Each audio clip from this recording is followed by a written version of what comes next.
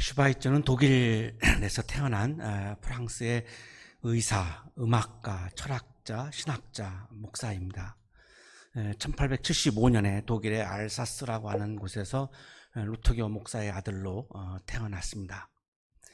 이 알사스가 프랑스하고 독일하고 국경에 거의 이렇게 경계에 있었는데, 슈바이처가 태어날 때는 독일의 영토였고 1차 세계대전 이후에 이게 프랑스 영토가 됩니다. 그래서 독일 사람으로 태어났는데 또 프랑스 국민이 된 거죠. 이 영토가 프랑스로 바뀌는 바람에 슈트라스부르크 대학교에서 신학과 철학을 공부했는데요. 신학부에 입학을 했고 동시에 이제 철학의 강의를 들었습니다. 그래서 칸트의 종교 철학을 연구해서 24세에 박사학위를 받았습니다. 성 니콜라이 교회에서 목사로서 목회를 동시에 했고요. 그리고 모교에서 또한 신학을 가르쳤습니다. 굉장히 열정이 많으신 분이죠. 교수도 하고 또 목회도 하고 또 성토마스 교회에서 또 오르간 연주자로 또 오르간 연주도 했고요. 굉장히 바흐를 깊게 연구해서 논문까지 썼으니까요. 굉장히 조예가 깊은 그런 분인데 30세까지는 나를 위해서 살고 30세 이후에는 이웃을 위해서 살겠다라고 이렇게 아주 일찍부터 그렇게 결심을 했습니다. 그래서 30세에 의대를 들어갑니다. 그리고 38세에 이제 의학 박사 학위를 받고 간호사 훈련을 받은 헬레네 브레슬라우하고 결혼을 하고 그리고 두 분이 같이 아프리카 현재는 이제 가봉인데요. 랑바레네라고도 부르는데 자서전에 람바레네라고 번역이 됐어서 그냥 오늘 설교 시간에는 람바레네라고 쓰겠습니다. 여기에 강두구에다가 원주민들의 도움을 받아가지고 병원을 세웠습니다. 사람들이 물었죠. 선교사예요? 의사예요? 라고 이렇게 물으니까 나는 사실은 의사로 갔습니다. 이렇게 말을 하죠. 그러나 이제 그 밑바닥에는 또한 선교에 대한 그런 마음이 굉장히 많이 담겨 있었고 선교사다라고 하는 것을 좀 드러내기보다는 주민들과 이렇게 쉽게 접촉하려면 의사가 훨씬 더 수월했기 때문에 그렇게 이제 병원을 세운 거죠. 1차 세계대전 동에는 독일이라고 하는 이유로 이제 구금이 되기도 했고요. 연합군하고는 적이니까요. 그리고 이제 전쟁 포로로 프랑스에 억류되기도 했고요. 1924년에 다시 이제 람바레르로 돌아와서 병원터를 잡고 나병 환자들을 위한 거주지도 세웠고요. 병원에서 무려 350명의 환자를 돌봤고 두 분이서 그리고 150명의 나병 환자들을 또한 돌보기도 그렇게 했습니다. 77세 때에 노벨 평화상을 받았고 이 상금을 다 환자들을 위한 비용으로 전액을 다 쓰기도 그렇게 했습니다. 이 부인이 나이차가 굉장히 많습니다. 그러니까 슈트라스부르크 대학의 역사과 교수의 딸하고 결혼을 한 거니까 굉장히 나이 차이가 많은데 이 부인이 먼저 스위스에서 세상을 떠납니다. 부인이 죽은 다음에는 유럽의 땅을 안 밟았다고 합니다. 부인이 살아있을 때는 이렇게 가끔 갔었지만 부인이 죽고 나서는 유럽 땅을 다시는 안 밟았고 90세에 눈을 감을 때까지 아프리카에서 나머지 모든 생을 다 보냈고 아프리카 환자들을 돌보면서 평생을 살았습니다. 56세에 나의 생애와 사상이라고 하는 자서전을 썼는데요. 이 자서전에서 선과 악에 대해서 이야기를 했습니다. 이 문화와 윤리라고 하는 책도 썼고요. 예수의 생애라고 하는 그런 책도 썼는데 역사적 예수에 대해서 굉장히 아주 깊이 신학자로서 연구했던 분이고 또 기독교 윤리에 대해서도 굉장히 많은 관심을 가지고 저술활동을 했기 때문에 아마도 윤리적으로 선과 악이다라고 하는 것을 우리가 구분하는 것이 매우 쉽지 않습니다. 특히 요즘에 우리 한국 사회에서는 이것이 선이냐 악이냐라고 하는 것을 구분하기가 참 어려운 세상을 지금 우리가 살고 있습니다. 그래서 이분이 이 책에서 선과 악에 대해서 이야기를 했습니다. 인용하겠습니다. 선이란 생명을 유지하는 것, 생명을 촉진하는 것, 그리고 발전 가능한 생명을 그 최고의 가치에까지 끌어올리는 것이다. 이에 반하여 악은 생명을 파괴하는 것, 생명을 저해하는 것, 그리고 발전 가능한 생명을 억누르는 것이다. 이것이야말로 도덕의 사고 필연적인 절대 원리이다. 제가 설교 시간에 누차 광화문에서 기독교인들이 모여서 특정한 사람들에 대해서 이렇게 막 저주하고 하는 것들에 대해서 제가 굉장히 비판적으로 이야기할 때가 많은데요. 그 이유가 여기에 있습니다. 선은 생명을 살리는 것이고 악은 생명을 파괴하는 것, 생명을 죽이는 것, 생명을 위협하는 것, 이것을 악이라고 보고 있기 때문이죠. 기독교 윤리가 그렇게 보고 있기 때문에 나의 신념 때문에, 나의 종교 때문에 다른 사람에 대해서 저주하거나 다른 사람의 생명을 위협하는 것은 신앙적이다라고 볼 수 없다는 이유 때문에 제가 가끔 그런 말씀을 드리곤 합니다. 선은 생명을 사랑하는 것이고 악은 생명을 해치는 것이다. 분명하게 아주 이렇게 단정적으로 이분이 그렇게 선과 악을 구분해서 우리들에게 얘기해 주고 있는데요. 모든 생명을 생명으로서 신성하게 여기고 공경에 빠진 생명을 헌신적으로 도와줄 때 인간은 비로소 윤리적일 수 있다. 윤리적이라고 하는 것은 다른 사람의 생명을 내가 신성하게 여기는 것이 윤리적인 것이지, 그 사람이 나하고 종교가 다르다고, 그 사람이 나하고 신념이 다르다고, 그 사람이 나하고 뭐 관습이 다르다고 해서, 이념이 다르다고 해서 내 이념과 신앙을 주장하기 위해서 그 사람의 생명을 업신여기고 그 사람의 생명을 저주하는 것은 신앙적이지 않다라고 봐야 하는 것이죠. 왜? 윤리적이지 않다라고 하는 겁니다. 자, 그 근거가 오늘의 성서 일과의 본문인데요. 오늘 성서 일과의 본문은 예수님께서 생명을 사랑하시고 신성하게 여기고 공경에 빠진 생명을 헌신적으로 도와주고 생명을 살리는 장면의 말씀입니다. 잘 알고 계시는 말씀인데요. 오병이어의 기적이라고 우리가 부르고 있는 그런 말씀이죠. 한국교회에서는 이 본문을 우리가 읽을 때 물고기 2마리와 보리빵 5개로 5,000명을 먹였다라고 하는 여기에 집중하죠. 그러나 오늘 성서 본문을 잘 우리가 묵상해 보면 강조점은 거기에 있지 않습니다. 굉장히 본질을 흐리고 있는 부분입니다. 5,000명에게 먹일 때 예수님이 그 사람의 종교가 뭔지, 이념이 뭔지, 관습이 뭔지, 성적 취향이 뭔지 다 구분했을까요? 그 사람이 어저께 어떤 일을 하고 왔는지, 그 사람이 어저께 어떤 행동을 하고 왔는지, 어떤 죄를 짓고 왔는지 다 일일이 조사하고 구분했을까요? 5,000명을 다 먹였습니다. 슈발자가 말하는 것처럼 그 당시 예수님은 그 5,000명이 생명이기 때문에, 생명이라고 하는 이유만으로 그 5,000명의 생명을 다 신성하게 여겼고, 그 5,000명의 생명을 다 존중했고, 그 공경에 빠져 배고파하고 있는 5,000명을 다 먹여 살리고 생명을 살린 거죠. 여기에 포커스가 있는 거죠.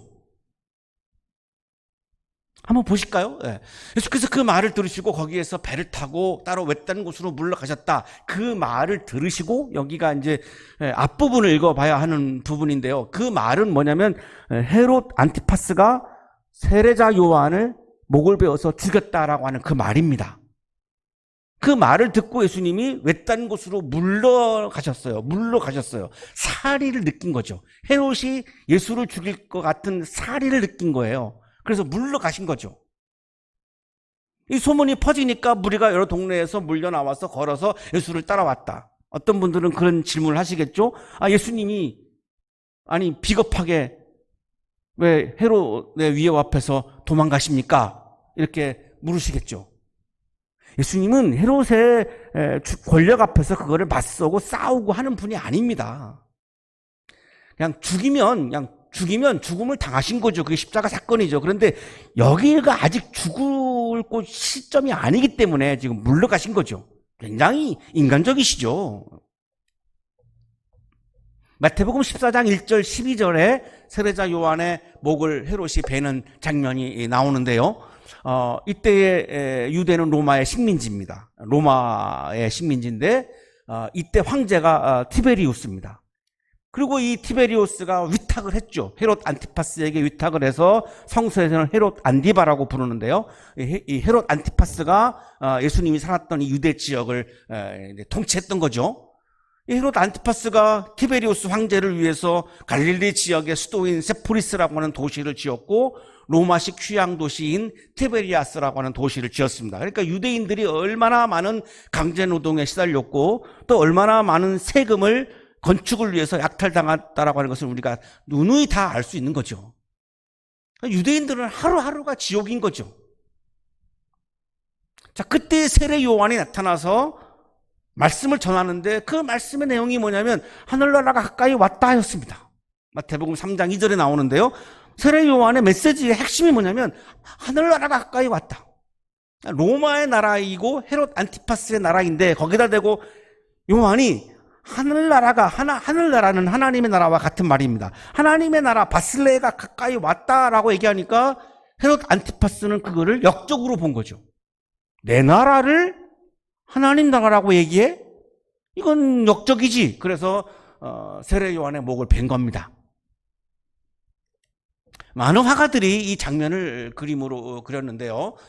지금 그림에 보시면은 이 살로메라고 하는 헤롯 안티파스의 딸이 지금 세례 요한의 목을 베어가지고 이 파티하는 곳에 지금 가지고 왔고, 맨 왼쪽에 앉아 있는 사람이 헤롯 안티파스 분봉 왕이고요. 그 오른쪽에 앉아 있는 사람이 부인은 헤로디아스고요. 헤로디아스의 딸이 살로메인데 살로메가 지금 세례 요한의 목을 가지고 지금 잔치 이 파티장에 지금 가지고 온 겁니다. 이게 루카스 크라나흐라고 하는 화가가 지금 그린 그림이고요.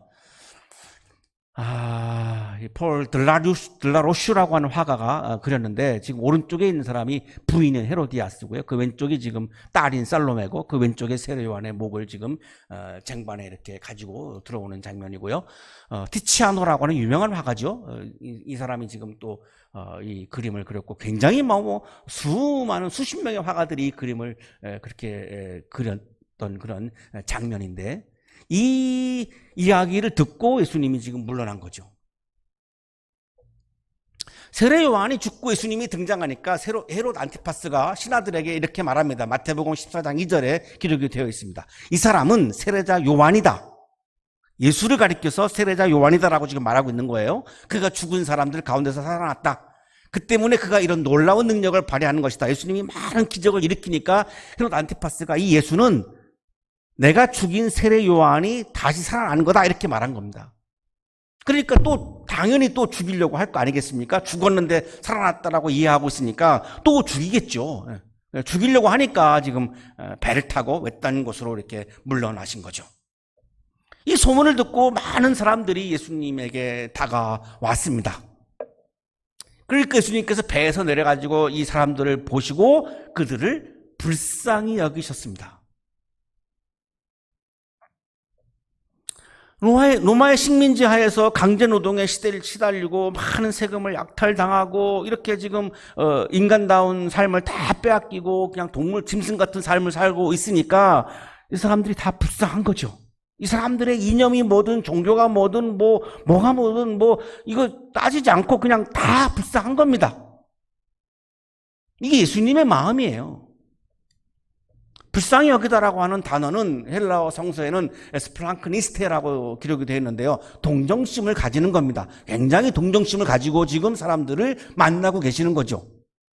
김영병 고수의 주석입니다. 이 단어는 불쌍히 여기다라고 하는 이 단어는 복음서에만 나오는 용어이며 동사 형태로는 예수에게만 사용되고 있다. 이 예수에게만 사용되고 있다라고 하는 이 주석이 우리가 좀 주목해야 합니다. 왜 한 단어를 예수님에게만 썼을까? 이거죠. 시편과 제2사의 글에 보면 하나님이 낮고 비천한 자들을 위해서 동정심을 가지고 있음을 거듭 강조하고 있다. 하나님은 동정하시는 하나님이시다. 이 에스프랑크니스테라고 하는 이 헬라어 단어를 사람에게는 쓰지 않고 있다라고 하는 것은 지금 이 불쌍히 여겼다라고 하는 이 표현은 이 예수님은 신적인 분이다, 메시아이다, 하나님의 아들이다, 이 세상의 주인이신 퀴리오스 주님이시다라고 하는 것을 지금 상징하고 있는 겁니다.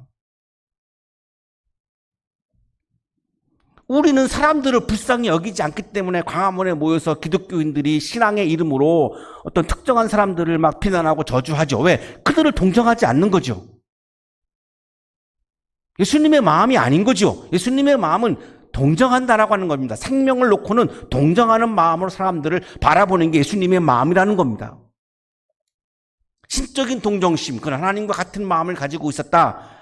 하나님이 자기가 창조하신 자기의 자녀에 대해서 그 사람이 어떤 생각을 가졌다고, 그 사람이 어떤 이념을 가졌다고 해서 그 사람을 동정하지 않고 누구는 동정하고 그런 하나님이 아니라는 거죠.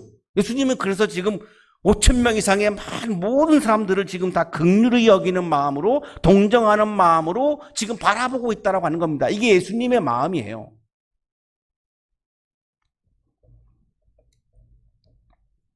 신적인 존재이기 때문에, 메시아이기 때문에, 하나님의 아들이기 때문에, 이 세상의 주인이기 때문에 사람들에 대해서 책임감이 있는 거죠.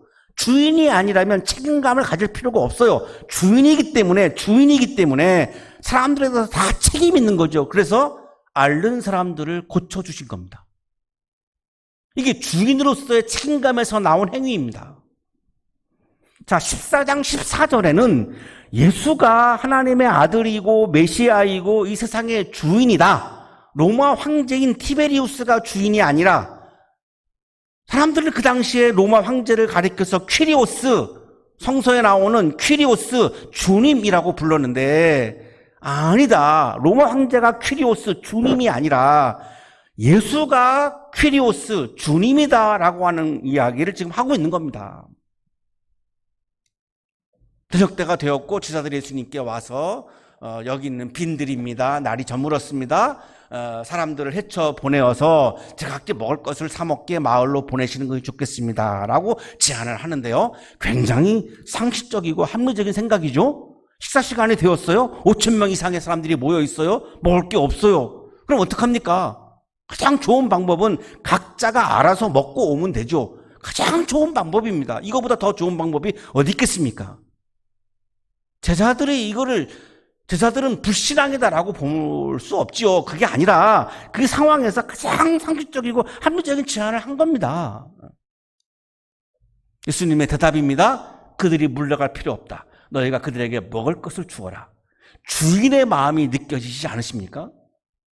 제자들에게는 주인의 마음이 아니에요. 너는 너고 나는 나고, 그러니까 각자 그냥 먹자라고 굉장히 합리적인 이야기를 하고 있는데, 자, 예수님의 말씀을 보시면 먹을 것을 주어라. 주인이 먹을 거를 주는 거지 손님이 주인에게 주는 게 아니죠. 주인이 손님에게 주는 거죠. 주인은 먹을 것을 줄 책임이 있죠. 내 집을 찾아온 손님에게 먹을 것을 대접하고 줄 책임이 있잖아요. 먹을 것을 주어라. 이 말씀을 잘 묵상해 보시면 주인의 마인드가 여기에 있어요. 먹을 거를 주어라. 나에게 먹을 거를 주어야 될 나한테 책임이 있어. 이 말씀이에요.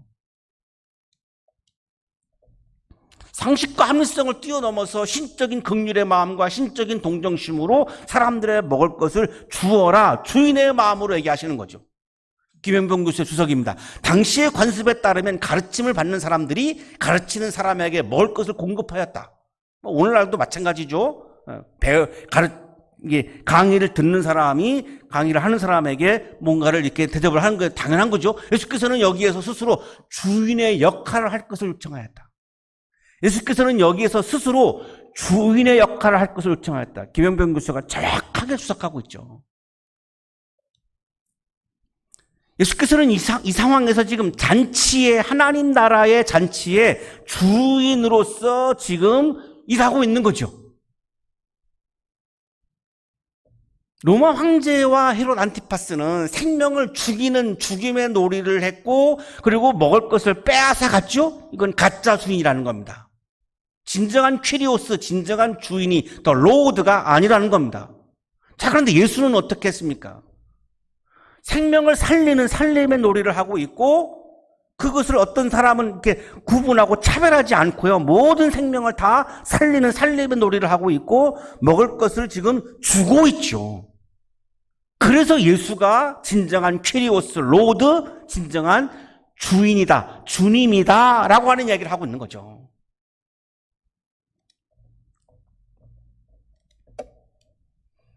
제사들이 말합니다. 우리에게 있는 것이라고는 빵 5개와 물고기 2마리밖에 없습니다. 이 빵과 물고기는 그 당시 유대 사회에서 일상적인 음식입니다. 무슨 이렇게 특별한 음식이 아니라 그냥 일반적인 식사의 메뉴이고요. 빵 5개와 물고기 2마리는 1인분 정도의 음식입니다.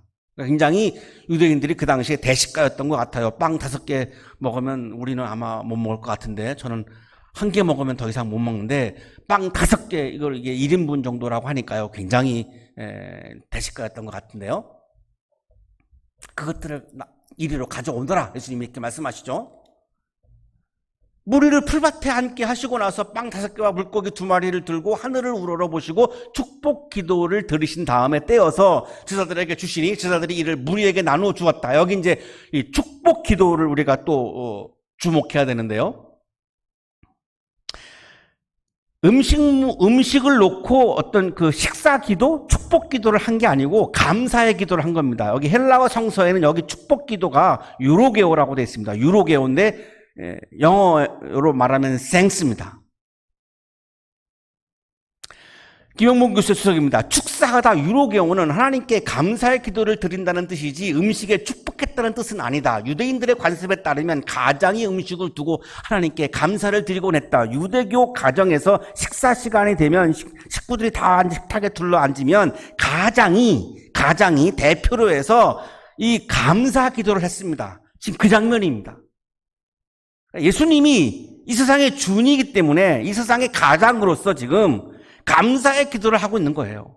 자, 이 장면도 예수님이 이 온 세상의 주인이다라고 하는 것을 지금 강조하고 있는 겁니다. 주인으로서, 퀴리오스로서, 더 로드로서 지금 이 식탁의 주인인 거죠. 먹을 것을 주는 거니까 이 식탁의 주인이죠. 이 식탁은 무슨 식탁이냐면 5,000명이나 이상이 되는 사람들을 다 구분하지 않고 차별하지 않고 모든 생명을 살리는 하나님 나라의 식탁입니다. 하나님 나라의 잔치입니다. 이 하나님 나라의 잔치에 하나님 나라의 식탁에 지금 주인으로서 역할을 지금 하고 있는 겁니다. 그래서 지금 감사 기도를 하고 있는 거죠. 그리고 제자들에게 떼어서 주지요? 그 제자들이 사람들에게 나누어 줬습니다. 자, 그들은 모두 5,000명의 이상이 되는 사람들이 모두 배불리 먹었다. 제한하지 않았어요. 구분하지 않았어요. 차별하지 않았어요. 거기서 5,000명을 다 앉혀놓고 거기서 뭐 질문을 통해 가지고 너의 사상이 뭔지, 이념이 뭔지, 종교가 뭔지, 뭐 성적 취향이 어떤 건지 다 물어보고 너 지금 뭐 소송 걸린 거 있는지 없는지 이런 거 다 물어본 게 아니죠. 그냥 모두예요, 모두. 모두 먹을 거를 준 거죠. 이게 주인의 마음입니다. 그들은 모두 배불리 먹었습니다. 남은 부스러기를 보니 12광주리에 가득 찼다. 아직도 빵 5개와 물고기 2마리로 5,000명을 먹였다라고 하는 이 숫자의 기적이 아직도 마음에 남아 계십니까? 오늘 성서 일과를 지금 쭉 저와 같이 읽으시면서 강조점이 어디에 있습니까? 예수가 하나님 나라 잔치의 주인이다라고 하는 것을 지금 계속 우리들에게 말씀하고 있죠. 우리의 주인이신 예수께서 모두를 살리기 위해서 긍휼의 마음으로 모두에게 먹을 것을 주고 계십니다. 종교, 이념, 성, 인종, 출신, 지역 따지지 않고 모든 사람에게 먹을 것을 주시고 있죠. 먹는 거를 가지고 그거를 사람을 구분하지 않고 있습니다. 그건 너무 치사한 거죠. 먹는 거는 가장 인권의 기본이죠. 먹는 거는 모두 먹어야 하는 거죠. 조금 여유 있는 사람이 먹을 것이 없는 사람들한테 나눠줘야 됩니다. 왜? 모두 먹어야 하니까요. 그 사람이 어떤 이념을 가졌던 어떤 철학을 가졌던 어떤 생각을 하든 일단 먹을 거는 모두에게 제공돼야 하는 거죠. 그게 주인인 예수님의 마음입니다. 남은 부스러기를 보니 12광주리에 가득 찼다. 먹은 사람은 여자들과 어린아이들 외에 어른 남자만도 5,000명쯤 되었다. 그러니까 5,000명이 훨씬 넘었던 사람들이 지금 그 자리에 있었던 것이죠. 거기서 무슨 연령을 구분하고 뭐 종교를 구분하고 이념을 구분하고 없어요. 이게 예수님의 마음이에요. 그러면 예수님을 믿는다라고 한다면 그리스도인이란 이런 마음을 본받고 이런 마음을 따라가려고 해야 하는 거죠. 그게 그리스도인의 가장 기본인 거죠. 근데 기독교인들이 어떻게 보면 세상 사람들보다 더 편협하고 독선적이고 그럴 때가 너무나 많기 때문에 참 안타까워요. 그게 어떻게 신앙적인 겁니까? 예수님은 그렇게 하시지 않았는데. 빵 5개와 물고기 2마리로 5천 명 이상을 사람들이 먹었다라고 하는 숫자의 기적이 중요하지 않습니다. 거기에 10,000명이 모였다면요, 10,000명이 먹었을 것이고 10명이 모였다면 10명이 먹었겠죠. 숫자가 중요합니까? 10만 명이 모였으면요 10만 명이 먹었을 거예요. 둘이 있었으면 둘이 먹었을 거고요. 숫자가 중요하잖아요. 5천이라고 하는 숫자가 전혀 중요하지 않죠. 김용구씨의 주석입니다. 우리가 먼저 해야 할 일은 어떻게 이런 일이 있을 수 있느냐는 질문을 푸는 것이 아니라 이 이야기가 전하는 메시지가 무엇인가의 질문을 푸는 것이다. 많은 분들이 어떻게 빵 5개와 물고기 2마리를 5천 명이 먹을 수 있습니까? 어떻게 이게 가능합니까? 각자 도시락을 가지고 있다가 내놓은 거 아닙니까? 뭐 이런 논쟁을 벌이는데요. 중요하지 않다는 거예요. 이 말씀의 메시지가 뭐냐라고 하는 것이 중요하다는 거죠. 이 메시지가 뭡니까? 계속해서 지금 이 말씀에 나타나 있는 메시지는 예수님이 이 잔치의 주인이다. 먹을 것을 주고 있는 것을 보면 예수님이 이 잔치의, 하나님 나라의 잔치의, 메시아 잔치의 주인이시다. 여기에 지금 강조점이 있는 거죠. 숫자의 기적을 강조한다면 그러면 예수님이 5천 명을 먹여가지고 기적을 일으켜가지고 자기를 드러내고 자기의 능력을 자랑하려고 그러면 이 기적을 일으켰다고 보십니까? 빵 5개와 물고기 2마리로 5천 명을 먹었다라고 하는 이 기적의 강조점이 간다면 그러면 예수님이 이 기적을 통해서 나를 드러내려고 했다? 나의 능력을 자랑하려고 했다라고 봐야 하는데 예수님은 그런 분이 아니잖아요. 우주의 주인으로서, 퀴리오스로서, 로드로서 생명을 살리기 위해서, 모든 생명을 살리기 위해서 긍휼의 마음으로 모든 사람에게, 모든 생명에게 먹을 것을 주신 거죠. 그렇기 때문에 그분이 이 세상의 주인이다, 퀴리오스다, 로드다, 주인이다라고 하는 게 분명해지고 있는 거죠. 주인은 그런 책임감이 있다라고 하는 겁니다. 빵 5개와 물고기 2마리로 5천 명을 먹이기가 불가능하죠. 그 불가능한 것도 해결을 했다는 겁니다. 왜? 주인이기 때문에. 주인의 역할을 다 해야 하기 때문에. 그 예수가 주인인 나라가 바로 하나님의 나라라는 거죠. 티베리우스가 주인인 나라는 로마의 나라예요. 헤롯 안티파스가 주인인 나라는 유대 나라예요. 예수가 주인인 나라는 하나님의 나라예요. 그 하나님의 나라를 이 땅에 이루려고 했던 것이 바로 예수님의 비전이었고 예수님의 소망이었고 예수님의 기도였고 예수님의 삶이었던 거죠. 그래서 지금 이 상황에서도 지금 주인으로서의 책임을 이렇게까지 감당하고 계시는 거죠. 그리스도인은 타자를 죽이지 않고 생명을 살리는 사람입니다. 그리스도인은 타자를 차가운 마음으로 정죄하지 않고 긍휼의 마음으로 사랑하는 사람입니다. 그리스도인은 나의 욕망만 채우지 않고 이웃에게 먹을 것을 나누어 주는 사람입니다.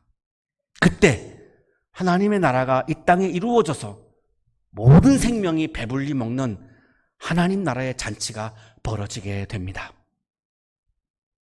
여러분의 삶이 하나님 나라의 잔치가 되시기를 주님의 이름으로 축복합니다. 거룩하신 주님, 우리의 주인이 되어 주셔서 감사합니다. 예수 그리스도가 나의 주인이기 때문에 어느 누구도 나의 주인을 할 수가 없어서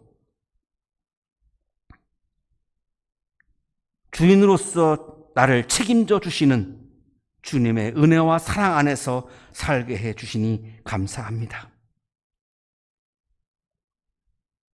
우리가 조금 더 생명을 사랑하는 그리스도인으로서 따뜻한 마음으로 생명을 바라보는 그리스도인으로서 먹을 것을 함께 나누어 하나님 나라의 잔치를 이루어가는 그리스도인으로서 살아갈 수 있도록 믿음에 믿음을 더하여 주옵소서. 예수 그리스도의 이름으로 기도하옵나이다.